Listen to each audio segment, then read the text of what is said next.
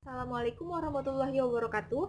Perkenalkan, nama saya Rizky Akila Syarif dari Universitas Teknologi Sumbawa, Fakultas Ilmu Komunikasi, kelas Vkom 4A 2018 dengan nomor NIM 18010510097. Di video ini saya memenuhi persyaratan dari mata kuliah Komunikasi Pembangunan yang diampu oleh Ibu Farunisa.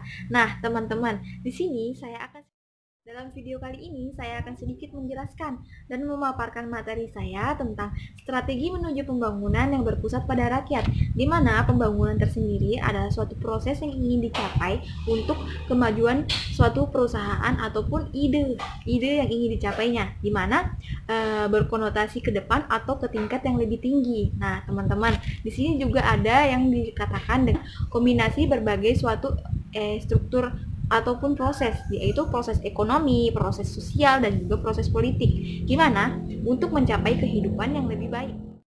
Hakikatnya ada 3 dominan dalam pembangunan, yaitu dominan ekonomi, dominan sosial, dan dominan ekologi. Di mana bagian dominan tersebut akan menghasilkan 3 paradigma pembangunan, yaitu ada yang namanya pembangunan sosial, yaitu sebagai suatu proses perubahan sosial yang terencana yang dilarang untuk meningkatkan taraf hidup masyarakatnya, di mana pembangunan dilakukan untuk saling melengkapi suatu proses pembangunan ekonominya. Contohnya, pembangunan sosial yang mencakup pendidikan, kesehatan, ketenagakerjaan, dan juga mengurangi kemiskinan.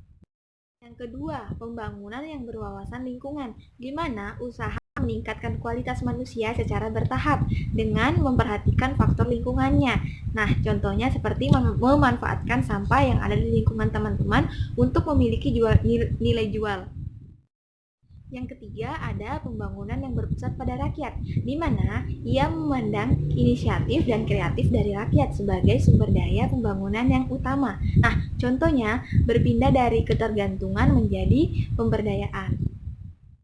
Dari 3 paradigma yang sudah saya jelaskan tadi, nah kita akan masuk ke dalam model pembangunan yang berpusat pada rakyat, di mana paradigma tentang pembangunan ini adalah berpusat pada rakyat.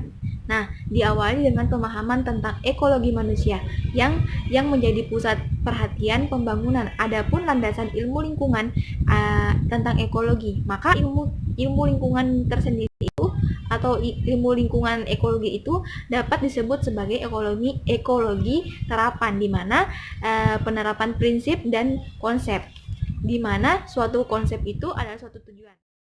Ada juga yang namanya hubungan antar paradigma pembangunan, yaitu ada 3 proses yang tadi saya jelaskan kan teman-teman, proses ekonomi, proses ekologi, dan proses sosial, di mana proses ekonomi adalah suatu paradigma pembangunan yang berwawasan tentang lingkungan, dan proses ekologi adalah paradigma pembangunan yang berkelanjutan, dan paradigma sosial adalah paradigma pembangunan yang berpusat pada rakyat.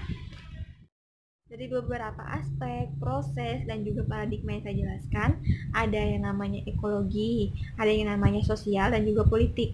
Nah, dari beberapa aspek itu adalah suatu proses yang ingin dicapai oleh suatu pembangunan atau infrastruktur dalam struktur sosial, ekonomi, maupun politik yang saya jelaskan tadi. Nah, di mana manusia dan lingkungan merupakan variabel endogen yang utama, yaitu sebagai titik tolak balik yang memiliki suatu perencanaan dalam infrastruktur yang telah ditentukan, di mana dengan menggunakan waktu sebagai ukuran untuk dasar perubahannya.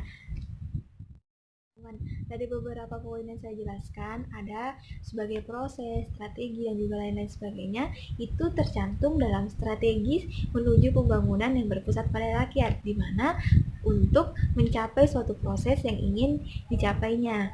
Nah, teman-teman, dari materi yang saya jelaskan, semoga bisa bermanfaat bagi teman-teman, dan mudah-mudahan teman-teman dapat mengerti. Sekian dari saya, wabillahi taufiq wal hidayah, wassalamualaikum warahmatullahi wabarakatuh.